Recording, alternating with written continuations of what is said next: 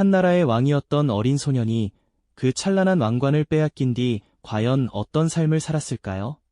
그의 앞에 남겨진 것은 백성들의 존경이나 위엄 있는 권좌가 아니었습니다. 오직 죽음의 그림자가 드리운 상상조차 할 수 없는 처절한 운명뿐이었죠.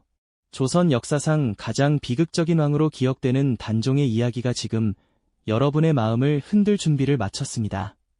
단순한 역사적 사실의 나열을 넘어 한 인간이 겪어야 했던 처절한 생존의 기록과 그를 둘러싼 주변 인물들의 복잡한 심리, 그리고 냉혹한 권력의 본질을 깊이 있게 조명할 예정입니다. 이 이야기는 여러분에게 강렬한 몰입감은 물론 깊은 인간적인 연민과 함께 삶의 의미를 되새기는 시간을 선사할 것입니다. 이야기는 조선의 6번째 임금, 단종의 짧고도 슬픈 삶에서 시작됩니다. 문종의 외아들로 태어나 일찍이 세자에 책봉되며 왕위 계승자로서의 확고한 길을 걸었죠. 하지만 그의 어린 시절은 결코 평탄하지 않았습니다.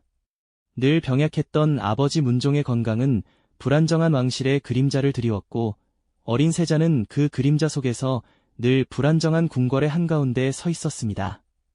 1452년 5월, 조선 궁궐은 갑작스러운 비보로 충격에 휩싸였습니다. 제2 2년 3개월 만에 문종이 세상을 떠난 것입니다.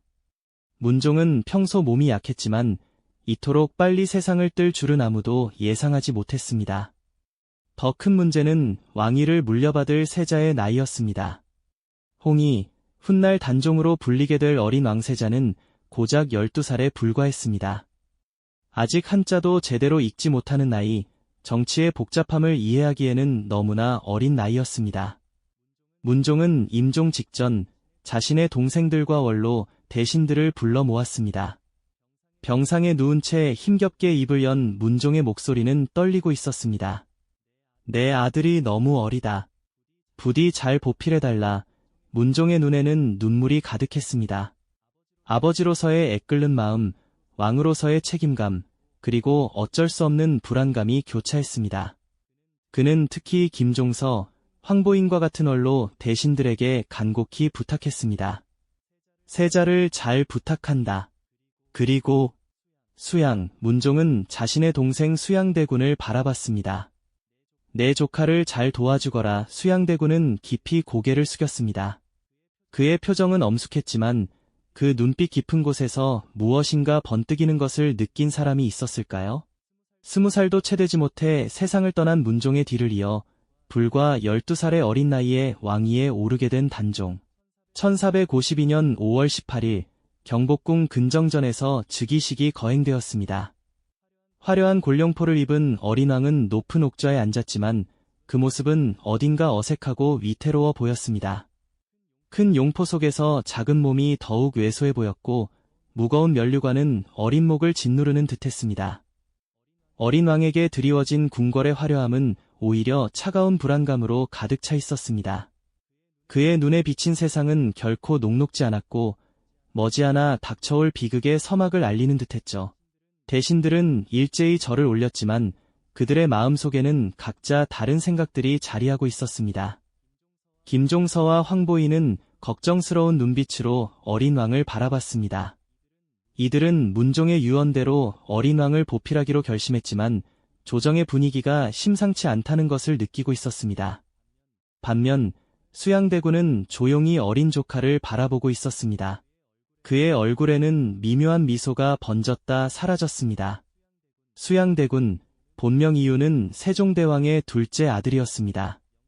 명석하고 야심만만했으며 무엇보다 정치적 능력이 탁월했습니다. 세종은 살아생전 수양대군의 능력을 높이 평가했지만 동시에 그의 지나친 야망을 경계하기도 했습니다. 수양대군은 어린 시절부터 형 문종과 비교되며 자랐습니다. 장자로 태어나지 못한 것, 그것은 그에게 평생의 한이었을까요? 하지만 이제 상황이 달라졌습니다. 왕위는 12살 어린아이의 것이었고 조정은 혼란스러웠습니다. 궁궐 안팎으로 불안한 기운이 감돌았습니다. 밤이 되면 촛불이 불안하게 흔들렸고 바람 소리조차 불길하게 들렸습니다. 어린 단종은 넓은 침전에서 홀로 잠들어야 했습니다. 아버지가 그리웠고 어머니는 이미 오래전에 세상을 떠났습니다. 단종에게는 할머니인 소헌왕후가 유일한 의지처였습니다. 소헌왕후는 수렴 청정을 통해 손자를 돕고자 했지만 그녀 역시 나이가 많았고 건강이 좋지 않았습니다. 무엇보다 조선의 유교 사회에서 여성의 정치 개입에는 한계가 있었습니다. 김종서와 황보이는 최선을 다해 어린 왕을 보필했습니다. 하지만 이들 역시 나이가 많았고 젊고 강력한 수양대군의 세력 확장을 막기에는 역부족이었습니다. 수양대군은 교묘하게 자신의 세력을 키워나갔습니다. 무신들을 자신의 편으로 끌어들였고 특히 걸람, 한명회 같은 야심 있는 젊은 신하들과 긴밀한 관계를 맺었습니다. 한명회는 뛰어난 모략가였고 걸람은 무력을 장악하고 있었습니다. 밤마다 수양대군의 저택에서는 은밀한 회합이 열렸습니다. 촛불 아래에서 그들은 낮은 목소리로 계획을 짰습니다. 때가 무르익어가고 있습니다. 한명회의 목소리는 차가웠습니다. 김종서와 황보인이 버티고 있는 한 우리의 뜻을 이루기 어렵습니다. 수양대군은 잠시 침묵했습니다. 그의 눈빛은 어둠 속에서도 날카롭게 빛났습니다. 그렇다면 그들을 제거해야겠구나. 그 말 한마디가 떨어지는 순간 조선의 운명은 이미 결정되었는지도 모릅니다. 어린 단종은 이런 어둠의 움직임을 전혀 알지 못했습니다. 그는 여전히 궁궐 안에서 어렵게 한자를 배우고 대신들의 조언을 듣고 왕으로서의 역할을 해내려 애쓰고 있었습니다. 하지만 폭풍은 이미 몰려오고 있었습니다. 그리고 마침내 그 불안감은 돌이킬 수 없는 현실이 되고 말았습니다.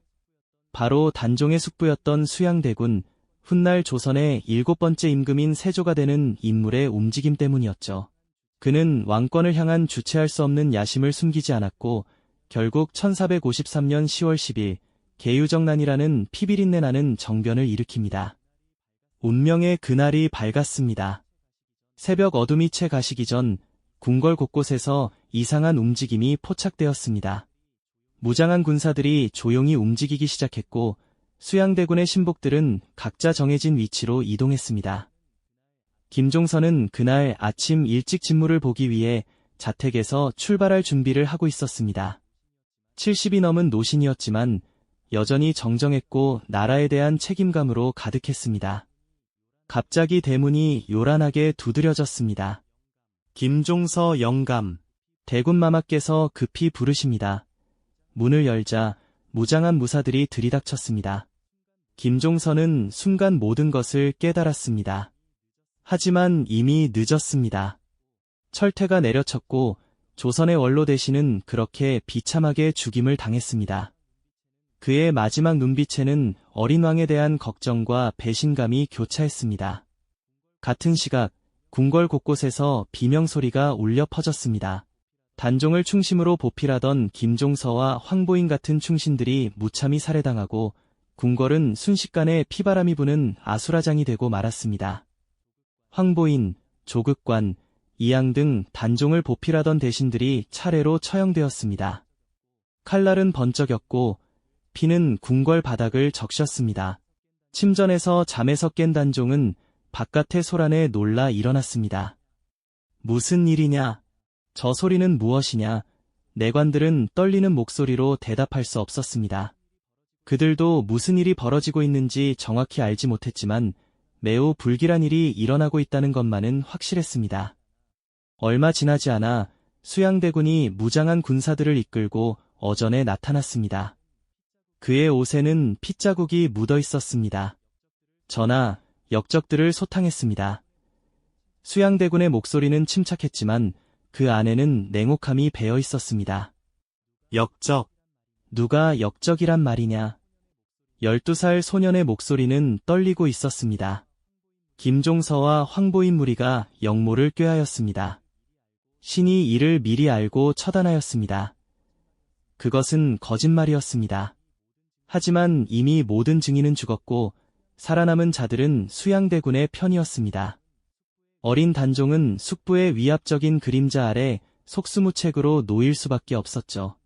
어린 단종은 무력했습니다. 자신을 보호해주던 신하들은 모두 죽었고 궁궐은 수양대군의 군사들로 가득했습니다. 그는 아무것도 할 수 없었습니다.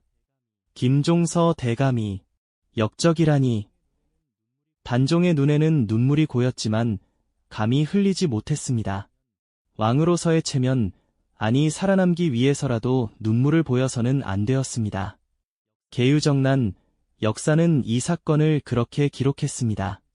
하지만 이것은 정난, 즉 난을 평정했다는 것이 아니라 명백한 쿠데타였습니다.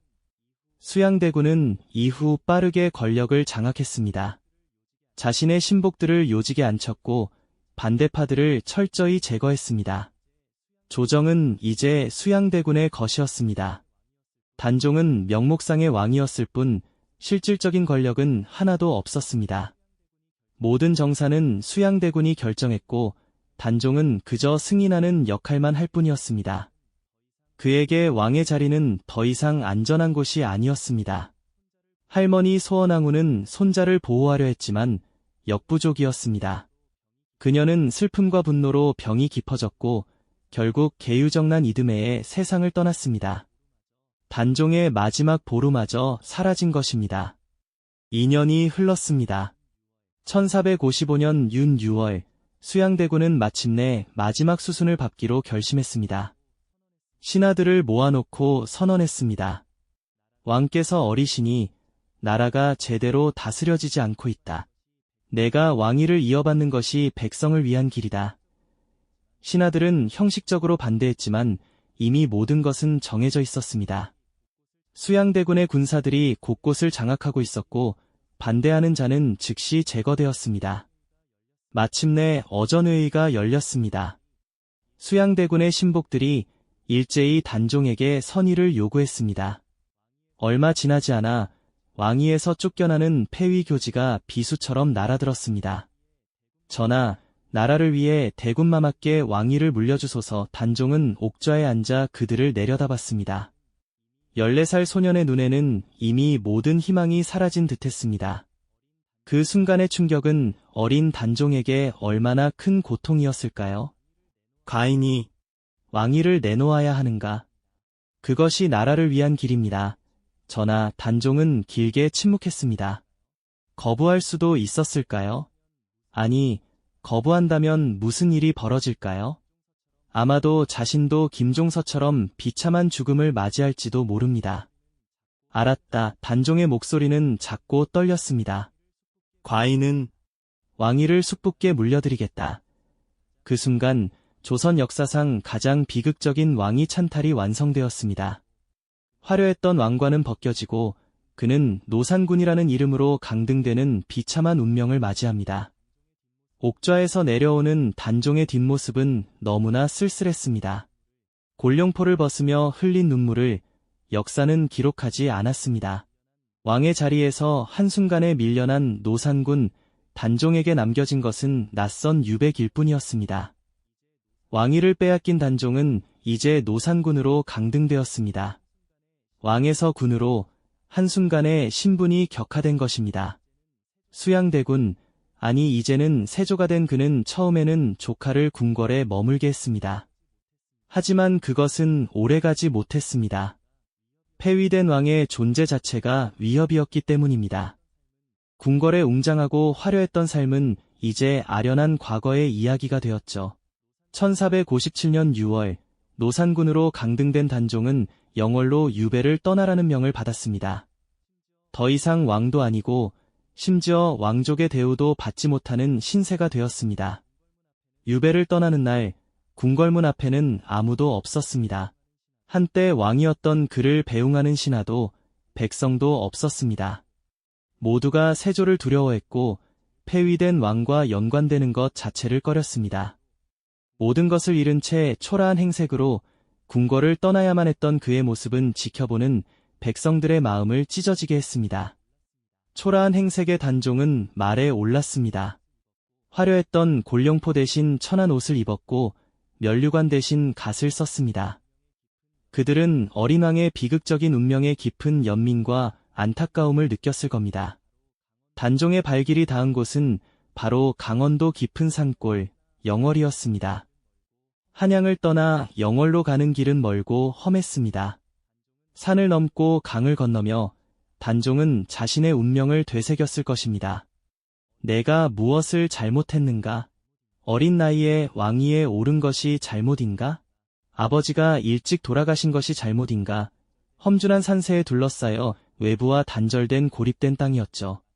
그곳으로 향하는 쓸쓸한 행렬은 마치 죽음을 향해 걸어가는 듯한 비극적인 예감을 드리웠습니다. 영월은 한양에서 멀리 떨어진 변방이었습니다. 그 중에서도 청령포는 삼면이 강으로 둘러싸인 고립된 곳이었습니다. 배를 타지 않고서는 들어갈 수도 나올 수도 없는 천연의 감옥이었습니다. 단종이 도착한 청령포의 집은 초라했습니다. 몇 칸 되지 않는 작은 초가집, 궁궐의 넓은 침전에 비하면 너무나 비참한 곳이었습니다. 한때 조선의 존귀한 왕이었던 소녀는 이제 아무도 알아주지 않는 외딴 곳으로 사라져야 했습니다. 이 모든 과정이 단종에게는 상상할 수 없는 고통이었을 테죠. 그의 눈빛에는 끝없는 불안과 깊은 두려움, 그리고 알 수 없는 미래에 대한 처절한 절망감이 스며 있었을 것입니다. 유백일에 오른 단종의 뒤로 다시는 돌아오지 못할 궁궐의 그림자가 길게 드리워지며 그의 비극적인 여정은 이제 막 시작된 것이었습니다. 머나먼 영월의 적막한 땅에서 단종은 불안과 고독 속에서 하루하루를 보내야 했습니다. 굽이치는 강물 소리만이 끊임없이 들려왔습니다. 낮에는 그나마 햇살이 있었지만 밤이 되면 어둠과 고독만이 그를 에워쌌습니다. 그는 이제 더 이상 왕이 아니었고 그의 곁에는 차가운 강물 소리와 산새 소리만이 유일한 것이 되어주었을 뿐이죠. 17살의 단종은 그곳에서 하루하루를 견뎌냈습니다. 아무도 찾아오지 않았고 아무 소식도 들리지 않았습니다. 세상으로부터 완전히 잊힌 존재가 되어버린 것입니다. 어린 시절 화려했던 궁궐의 기억은 아련한 꿈처럼 멀어져 갔고 현실은 냉혹한 유배지의 쓸쓸함으로 가득했습니다. 그의 마음속에는 과연 어떤 생각들이 소용돌이쳤을까요? 아마도 자신을 향한 끝없는 연민과 알 수 없는 미래에 대한 두려움이 교차했을 겁니다. 하지만 세상에는 아직 단종을 잊지 않은 이들이 있었습니다. 성삼문, 박팽년, 하위지, 이계, 유성원, 유응부. 역사는 이들을 사육신이라 부릅니다. 이들은 모두 단종의 충신들이었습니다. 세조의 왕위 찬탈을 인정할 수 없었고 정당한 왕인 단종을 복위시켜야 한다고 굳게 믿었습니다. 1456년 사육신은 비밀리에 모였습니다. 한명회의 눈을 피해 깊은 밤 어둠 속에서 그들은 계획을 세웠습니다. 우리가 창덕궁에서 거사를 일으키면 영월에서 노산군을 모셔와야 합니다. 성삼문의 목소리는 비장했습니다. 목숨을 걸어야 합니다.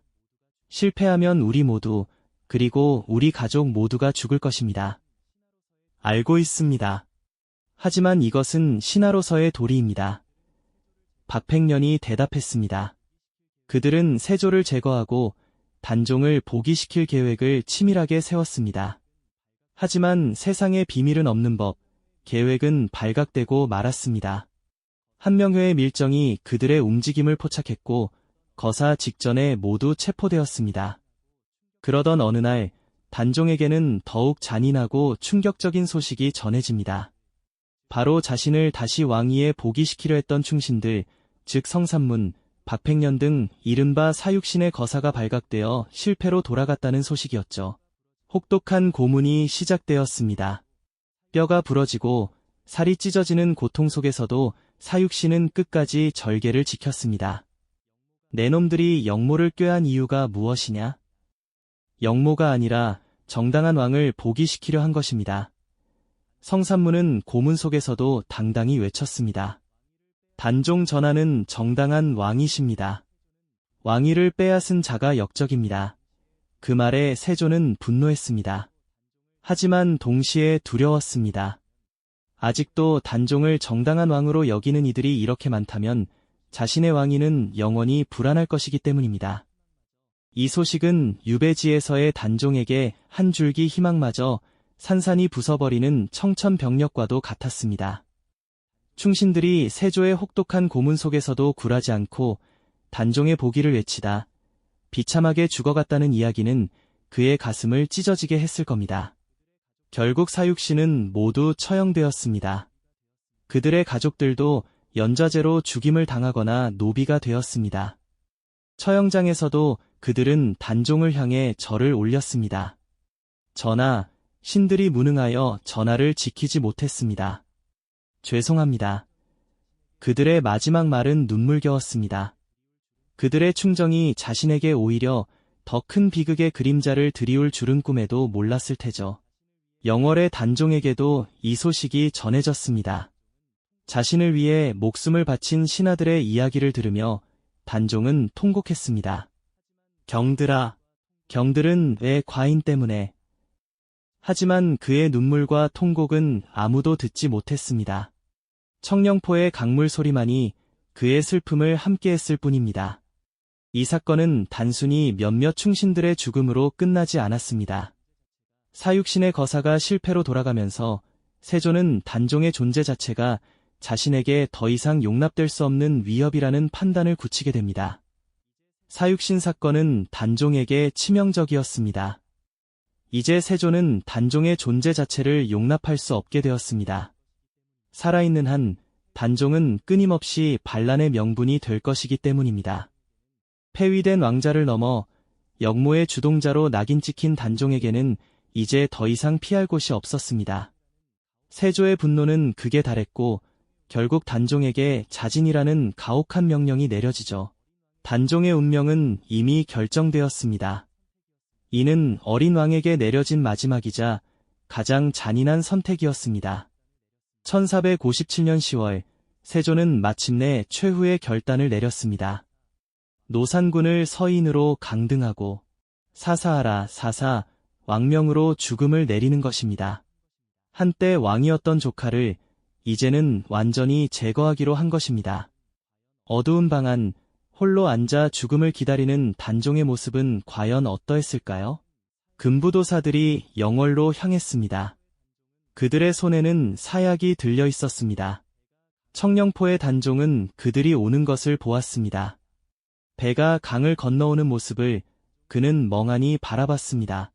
드디어 이날이 왔구나. 단종은 이미 알고 있었습니다. 사육신 사건 이후 자신의 죽음은 시간 문제라는 것을, 아마도 체념과 절망, 그리고 인간으로서 느낄 수 있는 가장 깊은 두려움이 그의 작은 어깨를 짓눌렀을 겁니다. 금부도사가 왕명을 전했습니다. 서인 이홍희에게 사약을 내리노라. 이홍희. 그것이 단종의 본명이었습니다. 왕도 아니고 군도 아니고 그저 평민 이홍희로 돌아간 것입니다. 마침내 단종에게 독약이 담긴 사발이 전해집니다. 17세의 단종은 사약을 받아들었습니다. 그의 손에 들린 사약은 차가운 권력의 비정함을 상징하는 듯했죠. 떨리는 손으로 잔을 들었습니다. 마지막 순간까지 어린 왕의 마음속에서는 살고자 하는 본능과 피할 수 없는 운명 사이의 처절한 고뇌가 이어졌을 겁니다. 그의 마지막 모습을 정확히 아는 사람은 없습니다. 역사는 그저 그가 사사되었다고만 기록할 뿐입니다. 하지만 상상해 볼 수 있습니다. 차가운 방 안에서 홀로 죽음을 맞이하는 한 소년을, 한때 왕이었지만 이제는 아무도 아닌 소년을. 사약을 마시기 전 단종은 무슨 생각을 했을까요? 아버지 문종을 생각했을까요? 돌아가시기 전 세자를 부탁한다고 하셨던 그 말을, 어머니를 생각했을까요? 너무 일찍 돌아가셔서 얼굴조차 제대로 기억나지 않는 어머니를, 할머니 소헌왕후를 생각했을까요? 자신을 지키려 애쓰다 슬픔으로 세상을 떠난 할머니를, 아니면 자신을 위해 목숨을 바친 사육신을 생각했을까요? 과인은 왕으로 태어나지 말았어야 했는가? 어쩌면 그런 탄식을 했을지도 모릅니다. 하지만 그는 결국 그 잔을 들어 마셨고 짧고 비극적이었던 생을 마감하게 됩니다. 17세, 꽃다운 나이에 맞이한 너무나도 쓸쓸하고 고통스러운 죽음이었습니다. 사약을 마신 단종의 몸은 차갑게 식어갔습니다. 아무도 없는 방에서 조선 제6대 왕 단종은 그렇게 생을 마감했습니다. 그의 마지막 숨결과 함께 조선 왕실의 가장 슬픈 이야기는 그렇게 끝을 맺는 듯했습니다. 단종의 시신은 영월 동강에 버려졌다고 전해집니다. 그의 시신은 제대로 된 장례도 치러지지 못했습니다. 왕족의 예우는 물론 평민으로서의 장례도 제대로 치러지지 않았습니다.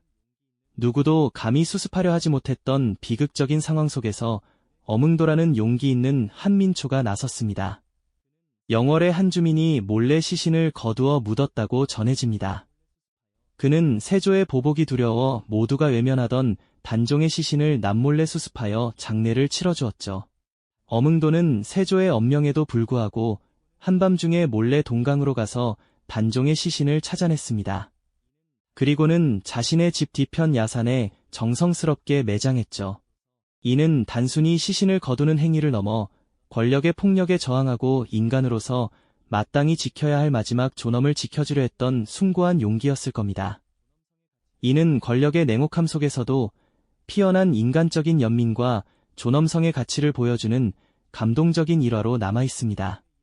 훗날 그의 후손들은 이 일로 인해 큰 고초를 겪기도 했지만 어뭉도의 이야기는 민초들의 마음속에 오래도록 기억되며 깊은 울림을 주었습니다. 백성들 역시 어린 왕의 비극적인 죽음을 애도하며 깊은 슬픔에 잠겼습니다.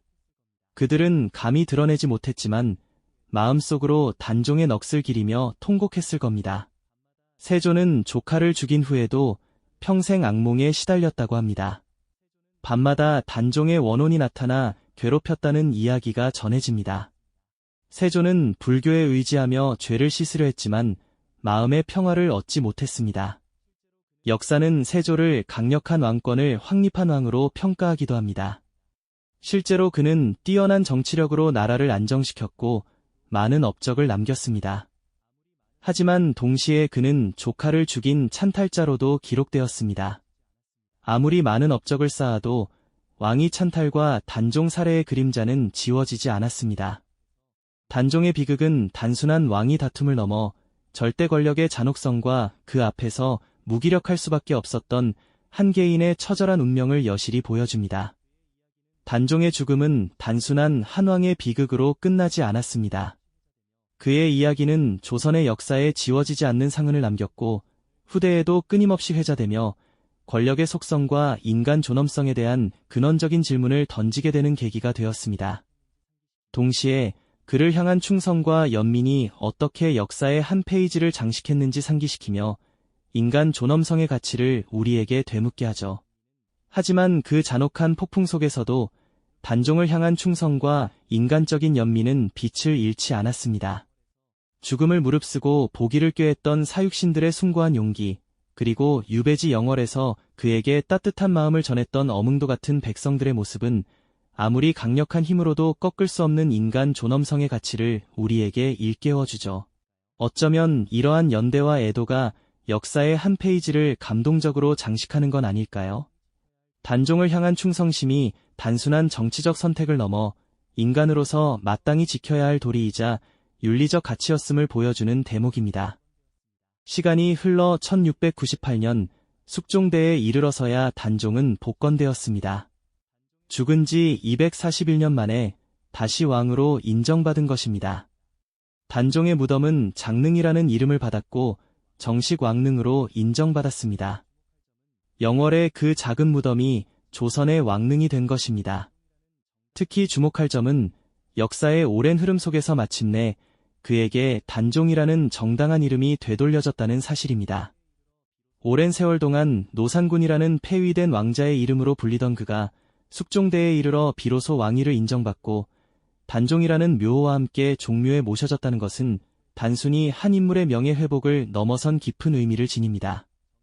이는 권력으로 덮어버리려 했던 한 비극이 시간이 흐를수록 진실은 밝혀지고 정의는 언젠가 바로 선다는 역사의 준엄한 가르침을 우리에게 보여주는 상징적인 사건이 아닐까요?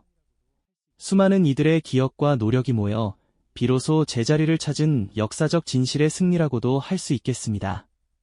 이 비극적인 이야기가 오늘날 우리에게 던지는 질문은 과연 무엇일까요? 역사는 언제나 승자의 기록으로 남기 마련이지만 그 이면에 감춰진 패자의 고통과 희생은 결코 가볍게 보아 넘길 수 없는 중요한 의미를 가집니다. 역사는 흔히 승자의 기록이라고 말하곤 하죠.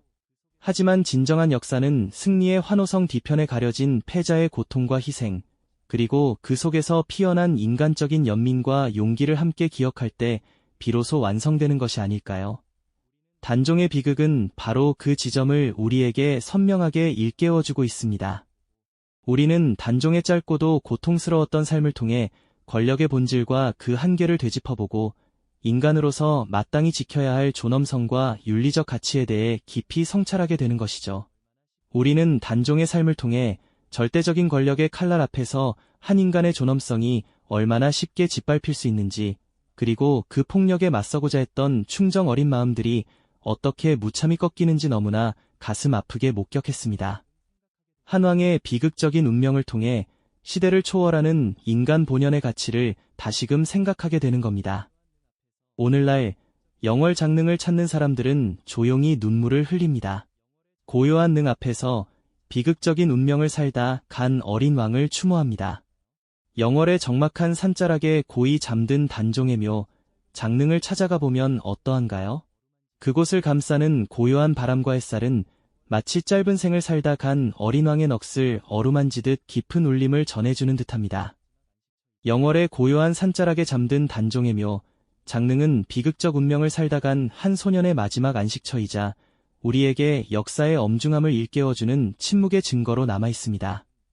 비록 비극으로 점철된 삶이었지만 후대의 단종이라는 온전한 이름과 함께 기억되고 있는 그의 존재는 우리에게 역사의 진정한 의미를 되새기게 합니다. 화려한 왕궁 대신 험준한 산골에서 마지막을 맞이해야 했던 단종. 그의 넋은 이제 그 땅에 스며들어 영원한 안식을 취하고 있지만 그가 남긴 이야기는 결코 잊히지 않고 우리에게 끊임없이 말을 걸어오는 듯합니다. 역사의 메아리처럼 말이죠. 수많은 세월이 흘렀지만 그의 이야기는 여전히 우리 가슴 속에 먹먹한 여운을 남기고 있습니다. 그의 짧은 생애가 남긴 깊은 울림은 수백 년의 시간을 뛰어넘어 지금도 우리 가슴에 먹먹한 여운을 남기고 있습니다. 단종의 이야기는 단순한 과거의 슬픈 전설에 머무르지 않고 오늘날 우리에게도 많은 질문을 던지는 살아있는 역사라고 할 수 있을 거예요. 한 소년왕의 비극이 우리에게 남긴 숙제는 결코 가볍지 않으니까요. 우리는 단종의 이야기를 통해 역사의 엄중함과 인간 존재의 덧없음, 그리고 그럼에도 불구하고 끝까지 지켜내야 할 가치가 무엇인지를 깊이 성찰하게 됩니다. 영월 땅에 고이 잠든 단종의 묘는 이제 우리에게 과거의 아픔을 넘어 오늘을 살아가는 우리에게도 중요한 메시지를 전하는 침묵의 증거로 남아있습니다.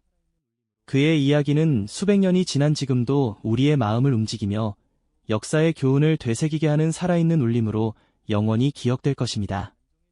영월의 바람은 오늘도 그의 넋을 기리며 그날의 아픔을 속삭이는 듯합니다.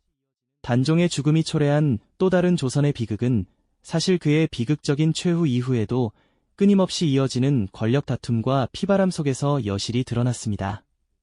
왕위 계승을 둘러싼 복잡한 암투, 단종 보기를 꾀하다 희생된 충신들의 가족에게까지 미친 비극, 그리고 그 잔혹한 역사의 소용돌이 속에서 고통받았던 수많은 백성의 삶까지 단종의 이야기는 이 모든 비극의 서막과도 같았죠.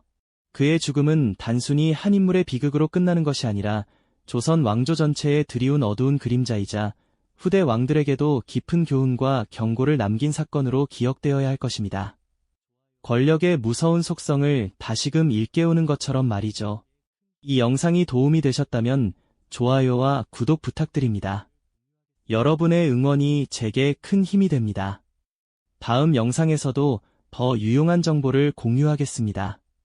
감사합니다.